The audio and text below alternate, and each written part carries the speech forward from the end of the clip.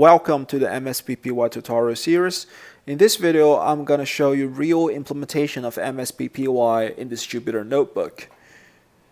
The problem we are going to solve in this video is the one that I introduced to you at the very beginning of this tutorial series, the new spanner problem. So here is again the formulation of the problem, but a more generalized version to multi-stage. So essentially, from the first stage to the second last stage, we buy certain amounts of newspapers with a constant cost B. And from the second stage to the last stage, we sell them with a selling price S and the recycle them with a recycle price R if they are not sold. And since the products are newspapers, we can't really hold the surplus to the future stage and sell them because they would be useless. In other words, the newspaper bought in the previous stage is either recycled or sold in the current stage. Okay, and we also we don't have the back order here just to simplify the model. So no back order, no holdings. That's the model. Here is some setting of the parameter. So in the following, I will show you several reasonable ways of modeling the demand and how we could use MSPPy to solve the corresponding problems. Okay. First scenario. We simply assume the demand follows some finite discrete distribution. Specifically, in this implementation, I assume the demand follows a discrete uniform on integer points from 0 to 10. All right? So now let's go step by step following the standardized 4-step procedure to see how we can solve this problem. So the first step, build a true problem. So we start with create an MSLP object, which corresponds to a multi-stage stochastic linear program with two-stage optimization sense to be maximization. And I also set a bound here, which is a known bound for all subproblems. Why we need this bound is because if you recall, to use the SDP solver, we need to have some initial approximation to the value function. So if you're lazy, you can set this to a very large number, say 1 million. But actually, in this case, the maximum demand is 10. So you would know the maximum profit you're going to get in the second stage is at most 20. So I put 20 here. Then we run a for loop to fill in each individual stage models. All right, and inside the loop, for each stage model M, so M here is the individual stage model, okay, which is actually an SP object, okay. So for each individual stage model, we add a state variable with a constant objective, which is -1 by this add state var routine. So this routine will return the added state variable, which is by now corresponding to xt, and the automatically added local copy variable as well, which is bypassed, corresponding to zt. All right. Now, for stage 2, we add those control variables. So how many newspapers sold, recycled, and how many demand and satisfied. All right. After that, we add 2 constraints. The second constraint here is deterministic, which corresponds to this constraint. And the first constraint, the demand supply constraint, corresponds to this constraint, which has a random right-hand side, and it follows a finite discrete distribution. So we just input the uncertainty by using a dictionary saying that it appears on the right-hand side with a scenario list, and each scenario from 0 to 10 will occur with equal probability. So the 0 here is just a placeholder. You can put anything here and it'll be overwritten by the distribution anyway. All right, so with that, we've built our true problem. We should then discretize the true problem. But here the problem is itself finite discrete, so we just solve it by calling the MSPPy solver and running the algorithm for 10 iterations. Okay. In the end, we evaluate the obtained policy on the true problem. Here, the problem is tiny, so we just turn off the simulation, exhaustively compute the policy value under every scenario so that we get the exact expected policy value. At the meantime, we also want to query how many newspapers we've actually sold in the second stage under every scenario. So let's run this program. Let me first load these modules.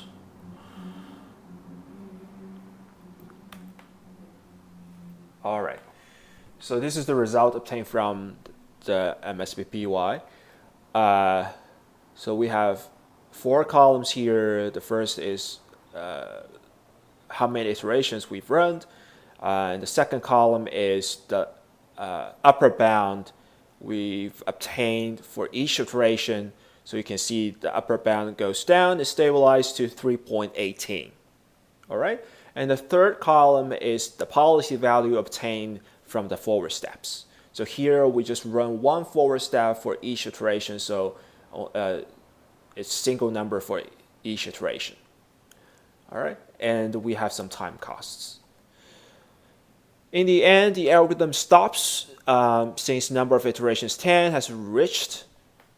So now let's look at a solution.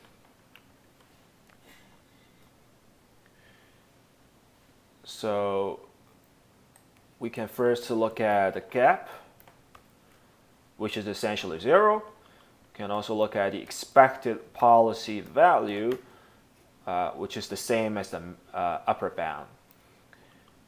And we can also query the solution of the sold variable.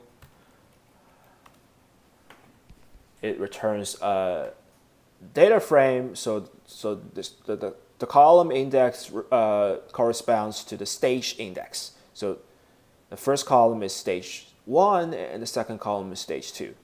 So for the sold variable, we don't have this variable in stage 1, so it's known.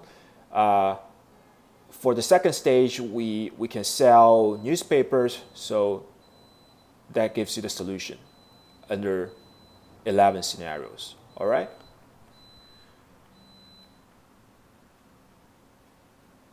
Since this problem is finite discrete, we can also use the extensive solver to solve that.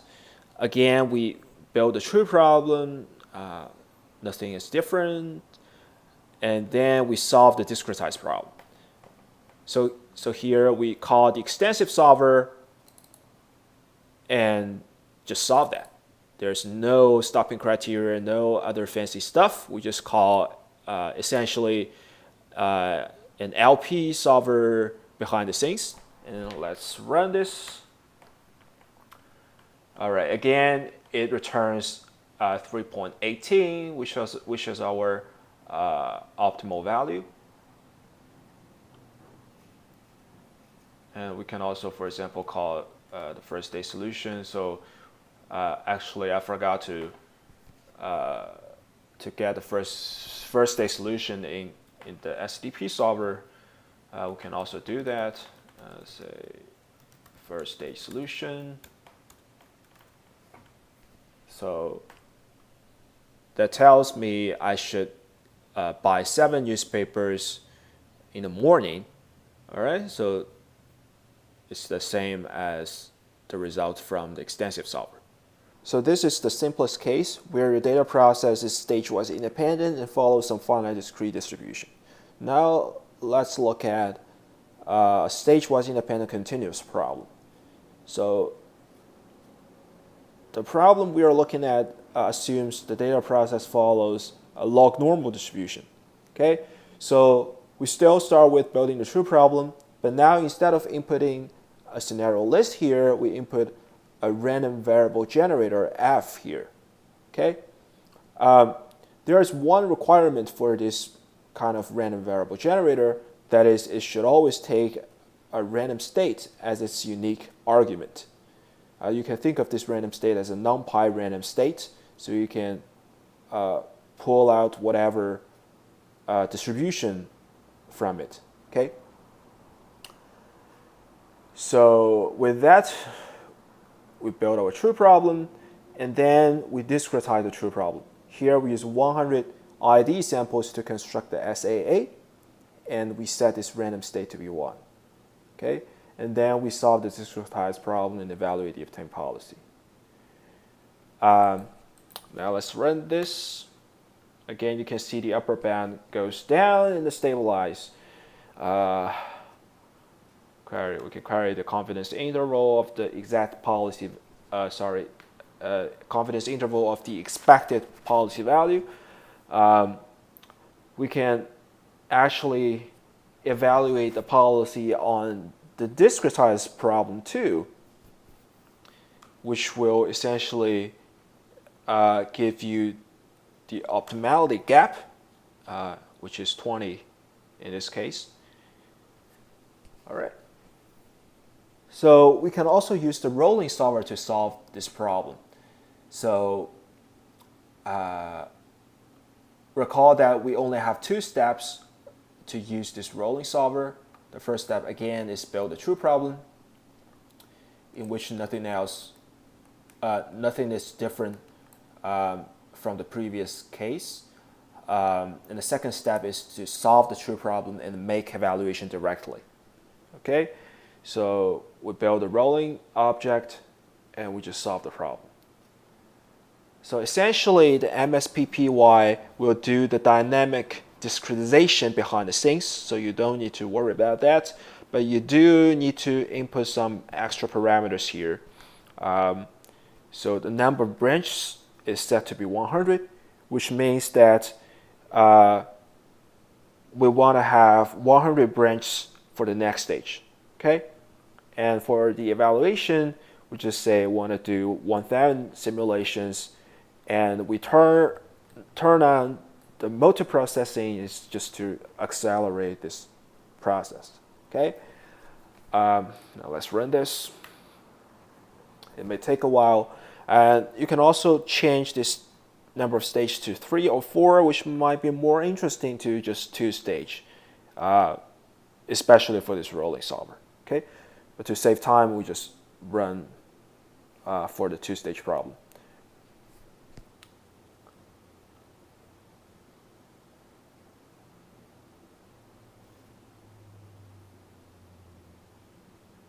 All right. So here we go. This is the confidence interval. Next, let's look at a Markov chain problem. So in this case, your data process follows some Markov chain. So the problem is still finite discrete, but it's not independent anymore. So now let's look at it. How do we formulate a problem to solve that? We first input some Markov states. So here, the first entry is just a placeholder because remember that for the first stage, it is always deterministic.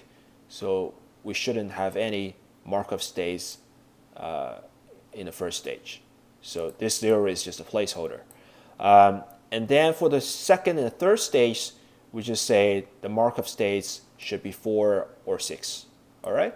And for the transition matrix, the first entry again it's just a placeholder, doesn't matter. For the second entry, it is actually an initial probability.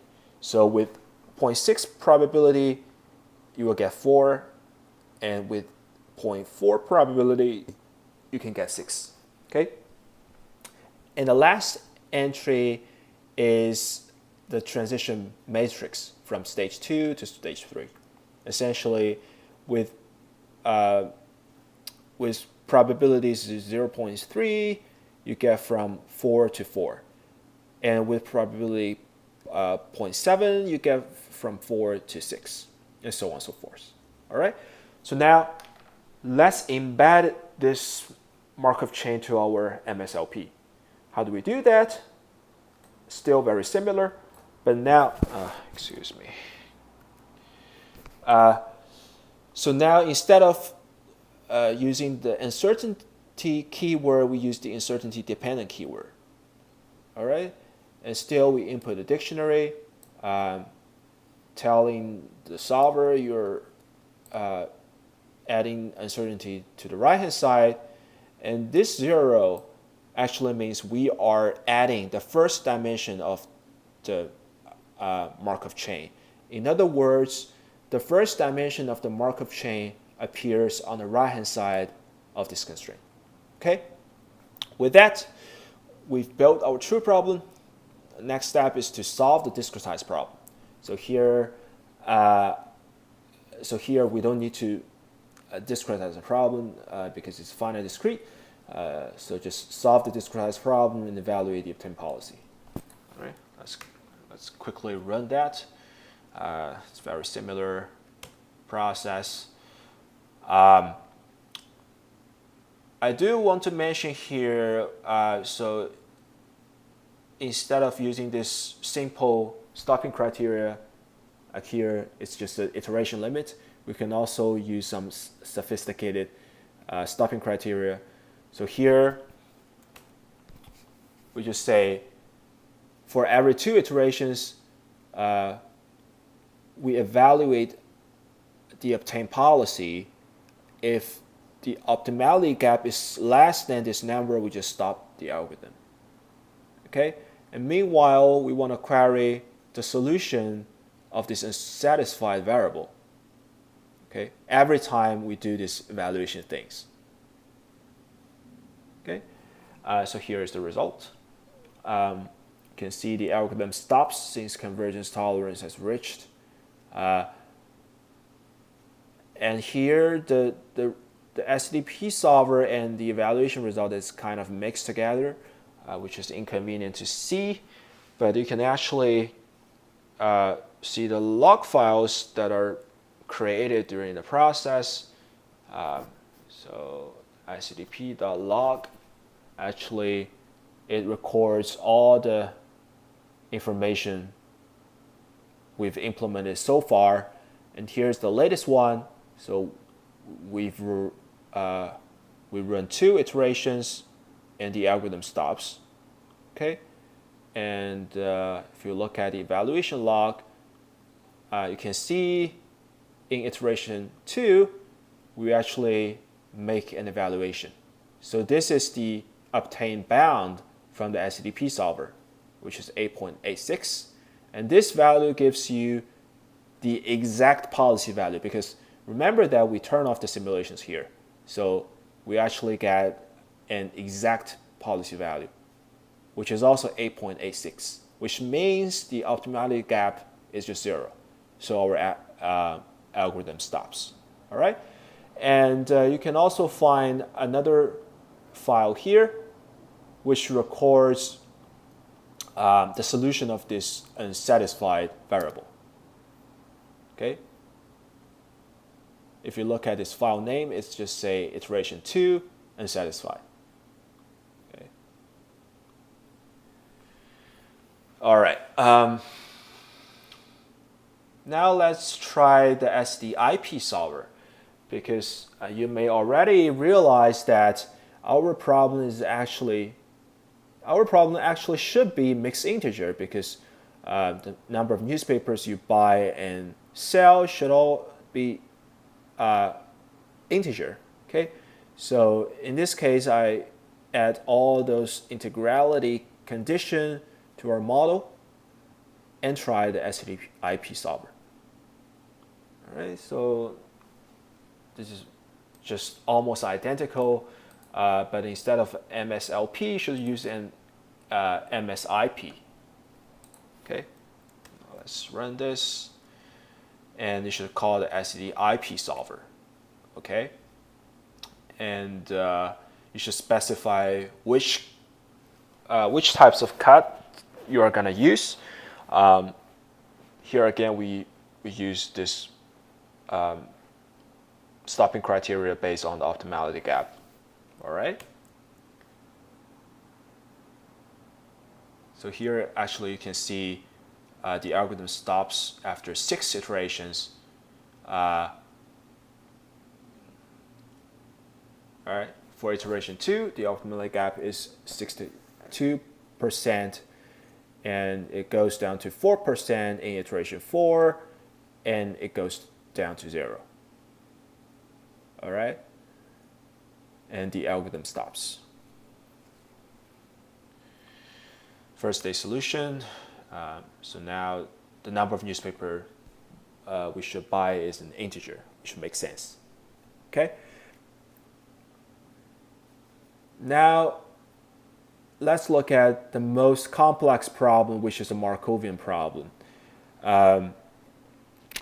So we actually assume that the demand process follows a time series equation. So as I mentioned in the previous videos, we have 2 ways to model and solve this kind of problems. So one is the TS approach and the other is the MCA approach. Okay, so now let's first look at a TS approach. So in TS approach, we add additional state variables. Okay, the demand here is actually following a time series equation. So we add this demand as an additional state variable.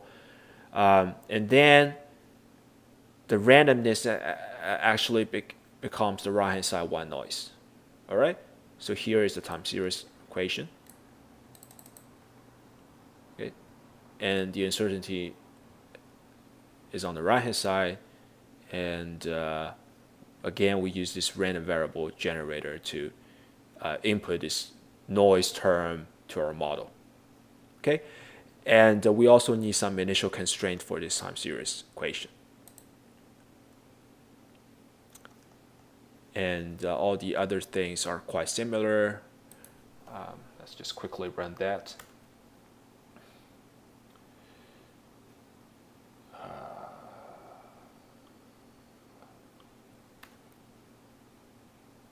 All right.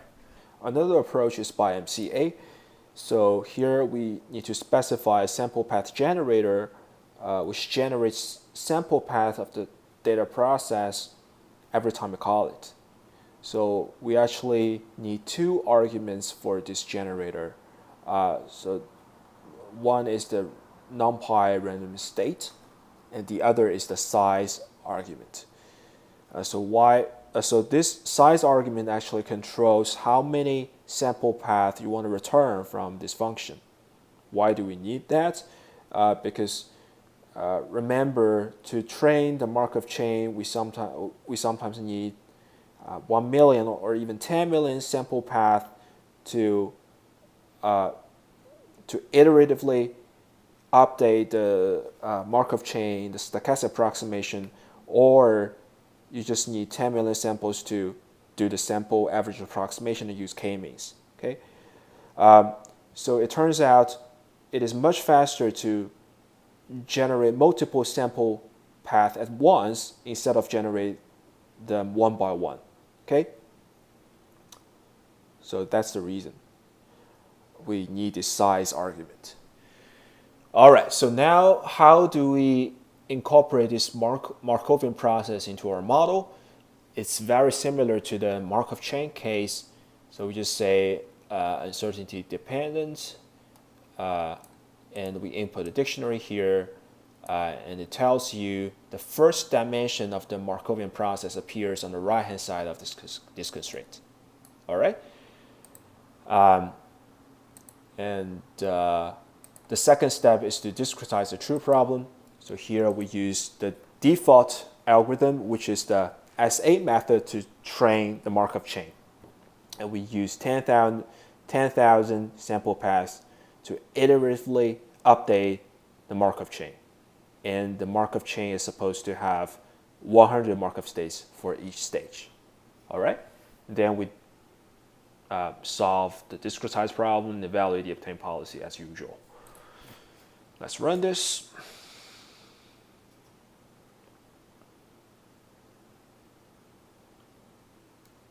again, we can